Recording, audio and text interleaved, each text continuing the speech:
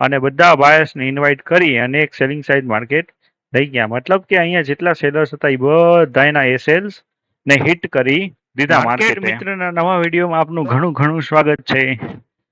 ગઈકાલે આપણે જે પ્રમાણે નિફ્ટીનું ડિસ્કશન કર્યું હતું એ પ્રમાણે જ નિફ્ટીનું આજે ક્લોઝિંગ આપણી રેન્જમાં જ આવી ગયું છે.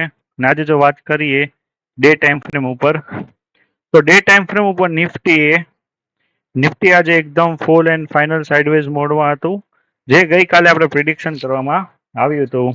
અને નિફ્ટીનું જે ગઈકાલે જે પ્રિડિક્શન કરવામાં આવ્યું હતું એ ઝોન પ્રમાણે નિફ્ટી આજે સાઇડવેઝ જોવા મળે છે. ગઈકાલે જ આપણે વાત કરી હતી કે જો નિફ્ટીએ આપણને આટલો બધો મુવમેન્ટ આપી દીધી છે, માર્કેટે નિફ્ટી આપણને આટલી બધી મુવમેન્ટ આપી દીધી છે, તો માર્કેટ અથવા કા રિટ્રેસમેન્ટ લે અથવા માર્કેટ ઉપરની સાઈડ જાય, જે આપણે ચર્ચા કરી હતી. પણ અથવા બીજી પણ ચર્ચા કરી હતી કે માર્કેટ પોતે ટાઈમ ટાઈમ ટાઈમ એક જ જગ્યાએ ટાઈમ પાસ કરી અને ટાઈમ ડીકે કરાવે, જે એક રિટ્રેસમેન્ટ માનવામાં આવે છે. તો આજે નિફ્ટીએ બહુ જ સારું એવું રિટ્રેસમેન્ટ જોવા મળ્યું છે કે નિફ્ટી માટે આજે આ ઝોનની અંદર એકદમ ફૂલ એન્ડ સાઇડવેઝ હતું.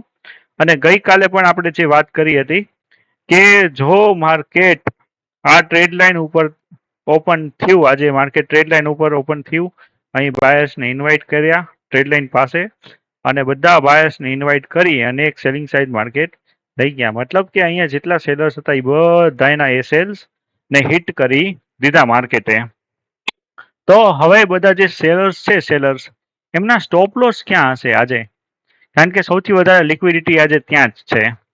તો આજનો જો માર્કેટની વાત કરવામાં આવે તો આજના માર્કેટની અંદર આપણને ફરીથી એક ટ્રેડ લાઇન છે, એ ટ્રેડ લાઇન જોવા મળે છે. આ ટ્રેડ લાઇન, તો આ ટ્રેડ લાઇન હજી ફોલો થઈ છે. આ ટ્રેડ લાઇનનું એક ફેક બ્રેકઆઉટ કરાયું છે માર્કેટે.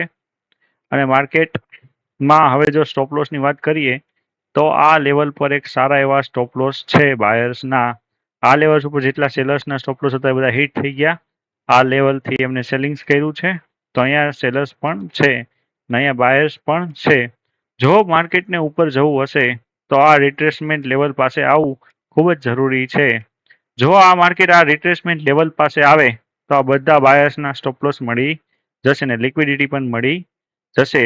તો મે બી કાલે માર્કેટ આ લેવલ પાસે આવીને ટચ કરાવે તો આ સેલર્સના સ્ટોપ લોસ પણ જાય અને આ સેલર્સના સ્ટોપ લોસ પણ જાય. તો આપણને માર્કેટ એક નવો હાઈ લગાડશે. મતલબ જે પ્રીવિયસ હાઈ છે, પ્રીવિયસ હાઈ ઉપર બધા બાયર્સને ઇન્વાઇટ કરશે. અહીંયા આ બાયર્સના સ્ટોપ લોસ લીધા, અહીં રિટ્રેસમેન્ટ કર્યું, અહીં સેલર્સના લિક્વિડિટી લીધી, અહીં જે સેલર્સ છે એ સેલર્સની લિક્વિડિટી લીધી, અને અહીં વળી પાછો આપણને 22,400 લેવલ પાસે આપણને એક ફરીથી સેલિંગ જોવા મળશે. કેમ કે અહીં ટ્રેડ લાઇન બ્રેકઆઉટ થશે, પ્લસ પ્રીવિયસ ડેનો હાઈ ઉપર માર્કેટ જશે.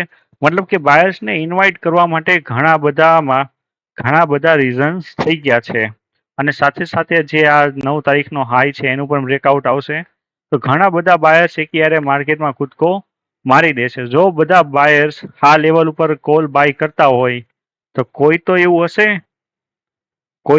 હશે કે આ લેવલ્સ ઉપર જે બાય થશે કોલ, એને કોલ સેલ કરતું હશે, તો એ બધા કોલ સેલર્સ વળી પાછા પ્રોફિટમાં આવી જશે. તો કાલ માટેનો આપણો પ્લાન એકદમ સિમ્પલ છે કે માર્કેટને આપણે રાહ જોશું કે આજનો જે માર્કેટનો લો છે આ લો બ્રેક કર્યા પછી, અથવા જે